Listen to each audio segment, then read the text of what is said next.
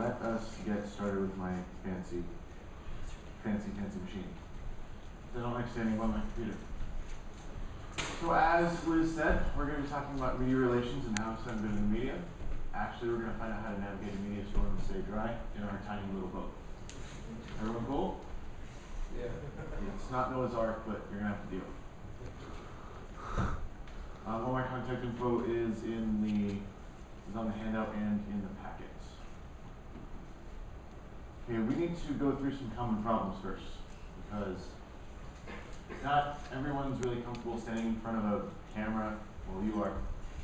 That's fine. But most of you probably haven't had, TV camera in your face or some idiot with a microphone, trying to egg you on and whatnot. They tend to have leading questions. You're going to laugh through this entire presentation. They'll try and egg you on and get you to say something, they try and get bad quotes from you. You can be too quick to answer, you don't take your time. It goes to the first one. You can get caught off guard by questions, try not to do that, and we'll talk about how to not have that happen to you later. And you need to be concerned about bias, like if you're going on, say, I don't know, I'll pick something at random, Fox News. Like someone else at random, Matt. You need to make sure you know who you're dealing with when you agree to do an interview or any kind of show. I'm going to give you a quick example of what I'm talking about. This is the billboard that went up in Colorado. Now, it's a pretty unassuming billboard to us. It's fairly nice. It's got clouds. It's cute. Had our website on there, and it's pronounced Co-Core, not Co-Core.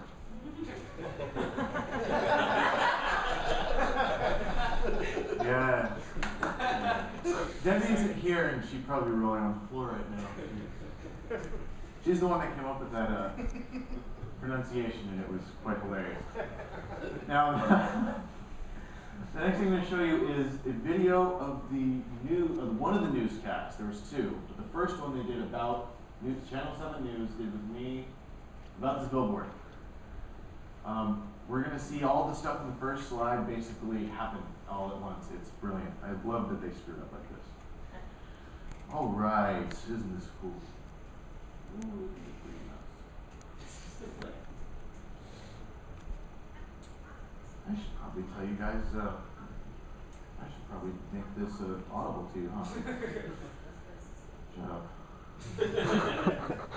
I wanted to hear you talk, I did play. Okay, let's try it this way now. Yes.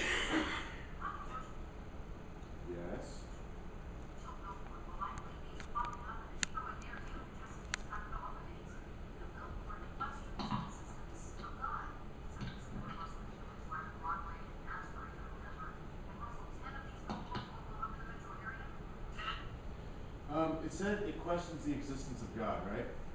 Where? Can someone show me where this questions the existence of God? I would like to. Anyway, sorry. This actually goes to, they totally misrepresented the billboard, didn't they? Yeah, that sucked. I turned on the news and I was really pissed. But they, like Matt was saying, they're trying to get a story, so they're going to misrepresent whatever they can. And they royally screwed that up. There's more, don't worry.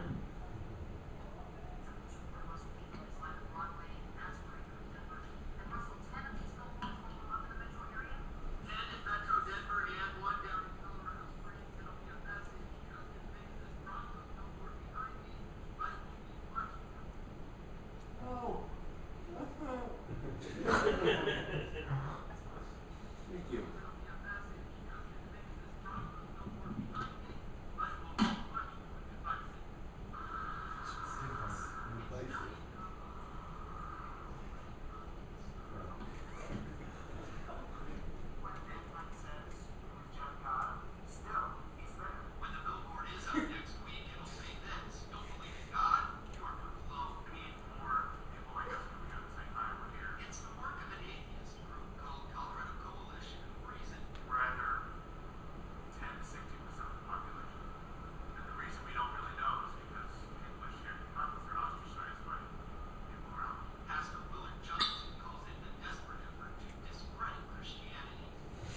effort to discredit Christianity. Does anyone see anything desperate or discrediting about Christianity about this billboard? Clouds? Thank you, Matt. I'm going to take this out of my talk now. Now that I know that the clouds are discrediting Christianity.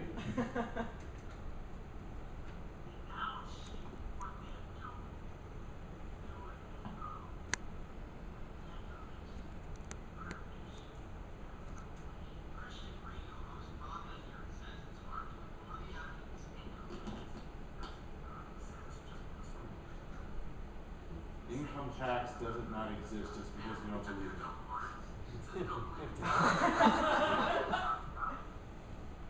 This atheist group says it's tired of being marginalized by Christians.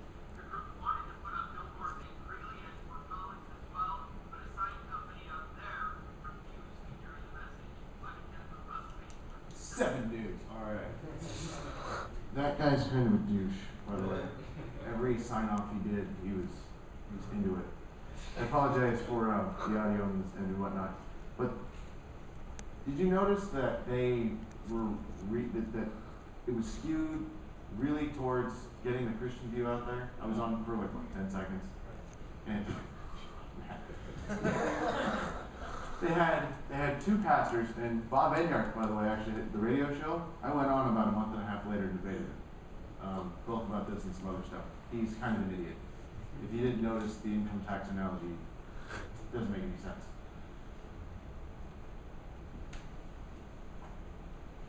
Now, these are some examples of some leading questions that you may or may not get from specific people. You guys have probably heard this stuff before, right? Like at your tables, and people come up and ask this all the time. Well, so does the media. This one's good. This is stuff I hear all the time. You've heard variations of this, like, well, what are you going to offer in its place, and are you taking away people's hope? This one I don't hear as much, but trust me, I've heard crazier things. Here's an example of what I was actually asked during that News 7 interview. Yeah, the camera guy, we'll get into this later, was asking stuff too. You don't hear that in the news clip because they're just using you. So we were getting to talk about the billboard. He said, so do you hate Christians? I was like, no, that's crazy. Why would I hate people? That doesn't make any sense. Now, here's what you probably shouldn't do. You probably shouldn't answer yes to something like, do you hate people? Bad publicity. I don't care. And usually you're usually too quick to answer when you say something like that. This sounds bad, not too bad, but you might want to redirect, and we'll tell you how to fix that particular problem. If you don't know the answer to a question, and you're not going to know everything, I promise. They throw curveballs at you. Yeah, I screwed up too. The first part of this quote is probably one of the dumbest things I've ever said in front of a camera. Thankfully, it didn't go on air. It was only online. But it was out there, and just so you know, yeah, you probably shouldn't say these things. From we're down, it's okay, and that's what they aired. But the first sentence is probably not what you should be saying. Yeah, I was trying to be cocky. I can read and literate. Here's what you should do. Say, no, I don't hate anyone.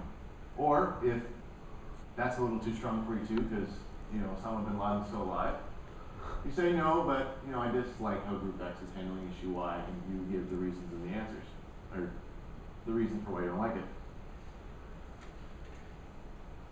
You should always insert a talking point if you have no idea what's going on. If they ask you something, just go, I haven't learned much about it, but our group's on campus and has meetings at 7 o'clock in such and such a room. Because it'll be an unusual quote, and you have foiled their attempt to make you look stupid. This is what happened later. I was interviewed for about the same thing from Rocky Mountain News, and I was asked basically the same questions, but I didn't screw up this time. I fixed what I said. I actually had a bunch of hate mail from Christians telling me I was a jerk.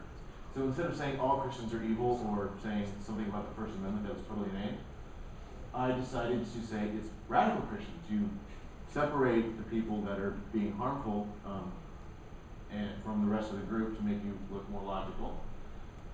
And then you talk about some good things that maybe Christians or other people have done. You say, well, yeah, they stepped up and they were like, hell yeah. Go for it. I got a phone call from a believing Jew before I went to work. It was really odd. I was scared. But I came up with a line that probably saved me for this entire thing, because I was also interviewed for News 7 later about the same, after they went up. I said, do you notice that this message is no more offensive than saying, believe in God, you're not alone? There's only one word missing in that entire sentence from the regular billboard, isn't it? It's only one word, it says don't. So you're really not doing much worse, one less word. Things to avoid are long, winding answers. If you're going to take someone on a trail with you, go to the mountains. Don't take them with you on camera.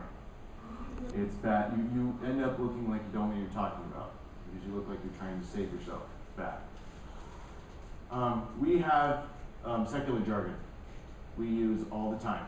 You don't even notice it when we're talking. Roy has geek talk. Lucy's got happy talk. So we need to keep it at like an 8th grade level when you're answering questions. As dumb as that sounds, Foxley is probably 4 years old, something like that. Keep the syntax real simple. I don't care how tempting it is. I don't care what the issue is. I don't care if you're being interviewed about something Pat Robertson said. No off-color comments. Don't say anything overtly stupid. Say it in your head and say it to your friends later. I promise it will save you. A lot of people, like, I don't know, who was that radio host that was talking about the basketball team, called a nappy-headed host? Imus. Yes, Don Imus. That's what he did. That's why he got, he was out of a job for a year and a half. He said one stupid thing. And I know that's probably going to make you all more nervous. It always does. Someone tells you not to be nervous, you start shaking. But there's no reason to be. There's editing. They're there for you, not the other way around. Oh, there's more stuff to avoid, is there? Yeah, we talked about this, but I really got to drive the point home. Don't answer your questions too quick. Take your time. Unless you're live, then that's a different story. Don't mumble, because no one can hear you. And you're not very right, you'll sound like an idiot. Okay? Everyone catch that? Yes. Cool. Don't get frustrated. I mean, they are going to be at least TV reporters, some radio interviews. They're going to be in your face about this close about stuff. They're going to push you. They're not going to let you answer. They're going to interrupt you. Try not to get frustrated. I promise it'll make you look better. This happens to almost all public speakers, whether they're in front of a camera, in front of a microphone, a pen, or in front of a group of people. Don't hem, ha, well, the entire time. I mean, obviously take time to think, but don't stand there with a blank look on your face. It looks bad. And they may put that in there. That's something they may edit out, but yes. Just one thing, Bobby Kennedy would always say, instead of the ha, the whatever, he'd say, well, let me answer that with this statement. Yes. That is a fantastic example of what you should insert for things like that. If you can't think of something right away, put in some sentence that is completely off topic. Let me answer it this way. Let me think about that for a minute. Here's some stuff to do since we're being really, really negative the entire time. Remember to breathe and just relax. What are they going to do? They're going to leave you? They're going to have a story now? Well, that's tough on them. Take your time. They have all the time in the world to answer, they're asking you, not the other way around. If you're on the radio or doing a phone interview, make notes. Oh my God, make notes, please. We're all atheists here, right? So what's one question you're going to get? What's an atheist? What organizations are you affiliated with? What do they do? Why do they do it? I mean, common sense stuff like that, just write it down. That way you have quick answers so you can get to the rest of the interview. Memorize several short talking points, like when your meetings are, what events you've done, why atheists are better than drywall cabinets. I don't know. Stuff like that. This is something Matt touched on the other day. Make sure you know who you're doing the interview with, the environment you're going to be in, not necessarily like outside or anything, but who might be around, who might be listening. You don't want that crazy guy in the back hearing a live interview. Oh, dude, hi, mom. Weird people like that. And you also know your interviewer. Matt knows if you go to Fox News, you're going to have people who have an 8th grade education asking you questions and I'm back. Whereas, like, the local news people are just trying to get sensational stories, so they're going to misrepresent and exaggerate things. Not on your behalf. Good cop, bad cop, as I was referring to earlier. When you have a TV interview, the interviewer might be the good guy. Oh, hi, yeah, be real nice.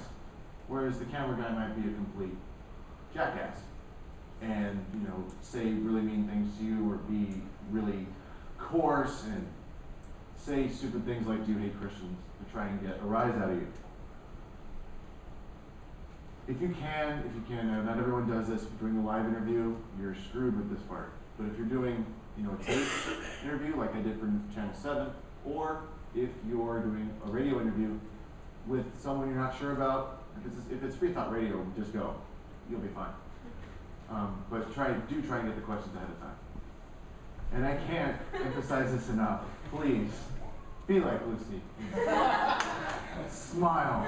Just smile everywhere at everything they say. I don't care what the question is. Because you will look so much better on camera and make our image 1,000 times better if you're just going, oh yeah, we put the bus ads up. Yes, they say there's no God. Isn't that wonderful? So, at this time, I will take any questions. Because we are done.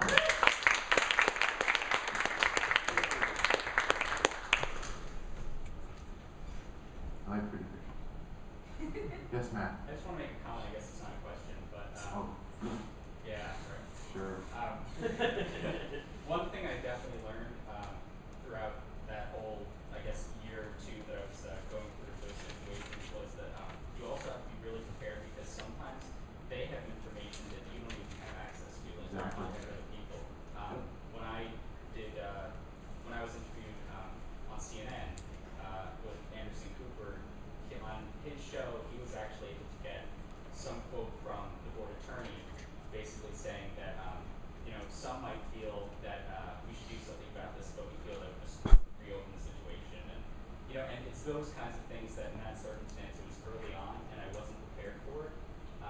But lucky for me, I did exactly what you recommend, which is take your time because it wasn't live, it was recorded. Right. But you always have to keep your mind open and definitely take your time because sometimes new information that they have access to that you don't really shock you and can change the entire absolutely. And this is by no means a comprehensive list of things you need to do. Obviously you're gonna get caught off guard by stuff like Matt said, they're gonna have information you don't. But if you do take the time to answer it slowly or just go, that hasn't been brought to my attention as of yet, and just let them know and be honest, but be honest in a way that doesn't make you look like an idiot. Yes, Beth? I just wanted to say something for those of you who have not spent a lot of time in the faith-based community. The reaction that you talk about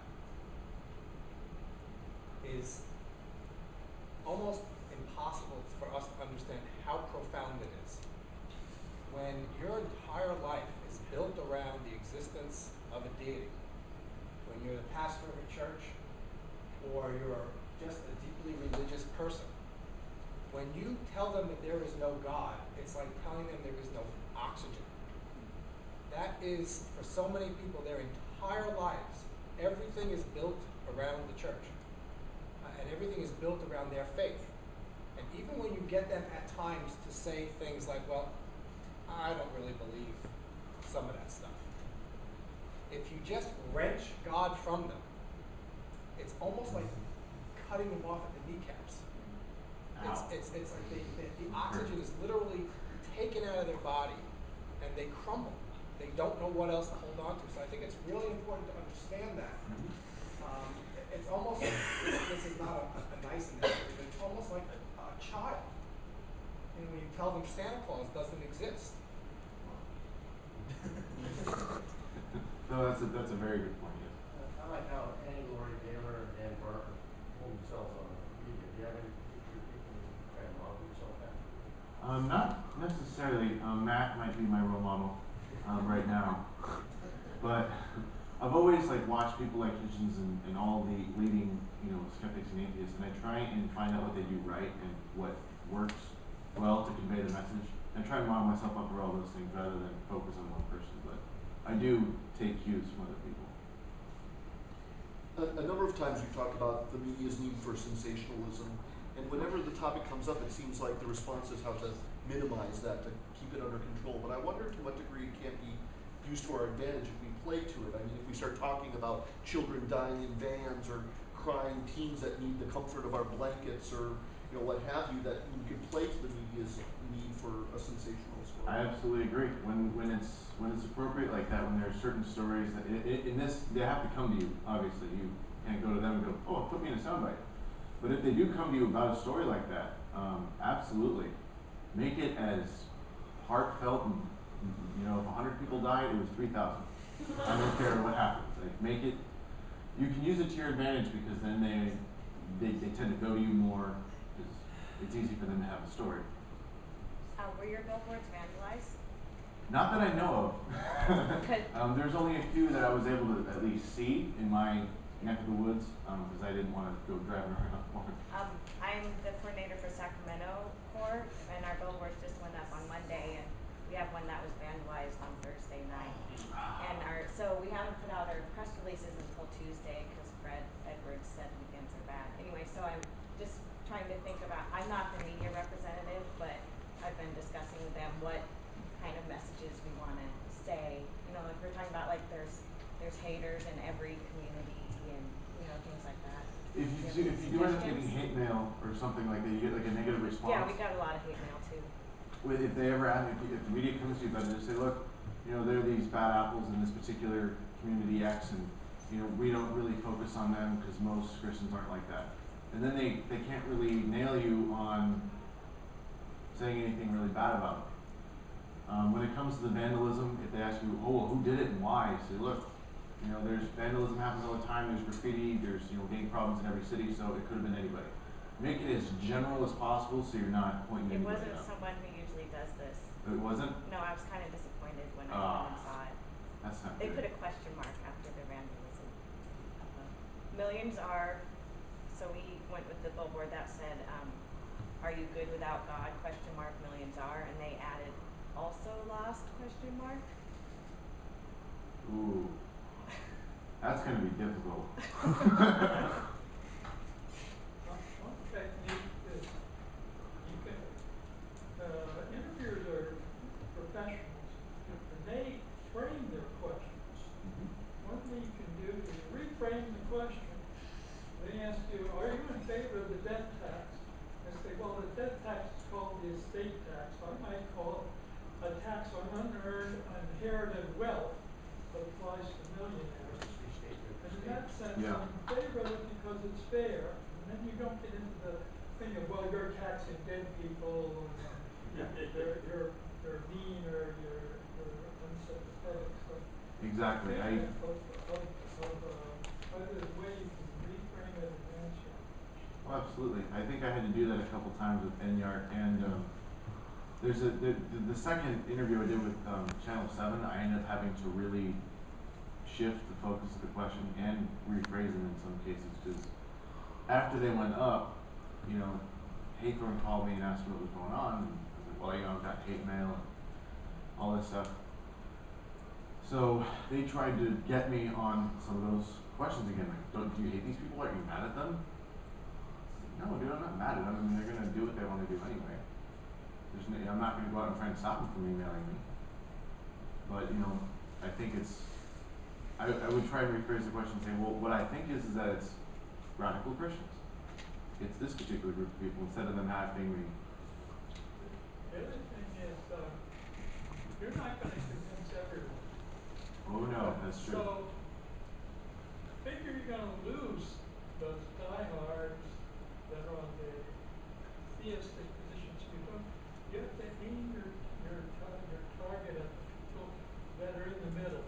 Yep. The people that are favoring, the people that want strong opinions about this, and that are somewhat open-minded. Yep. That goes for the atheist side too, because you might lose some really hardcore militant atheists when you weren't hard enough on these people. Like, what are you doing, dude? Come on. So yeah, that's absolutely true. You got to get to the middle of both sides of this. I kind of disagree with that though. To some extent, I mean, I think actually the key thing is to go for those people, go for the really far right wing, because you know, I think a lot of times, as rotten as they can be, I think they kind of just know that people like us who are on the left, who are more liberal than they are, don't take them seriously, don't engage in dialogue with them, and on occasion, like an experience I was talking about yesterday with Lars Larson, who's far right, someone even said he's further right than Sean Hannity. You know, even in that situation, he ended up changing his mind, saying that you know, separation of church and state is real and it makes sense. So I mean, I think sometimes you actually do have to go for those far right people.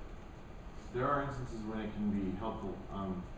I want to say that in like, I think he's talking about more in generalities. If you're just doing just an interview, you're not going to want to speak to the fringe unless you're actually talking to someone who is a fringe individual. In which case, when I went to when I talked with Bob Enyart, the guy's crazy. I mean, I'm not trying to use any fallacies, but this guy did go to jail for beating his kids, so mandated by the Bible, of course. So when you're talking with those particular individuals, go after them as hard as you can. That you're there, but you can only go after them in little bits. If you just start talking to them in the media, you're going to sound just as crazy on the other side. At least you can. Be very careful about it. Ooh, he is done.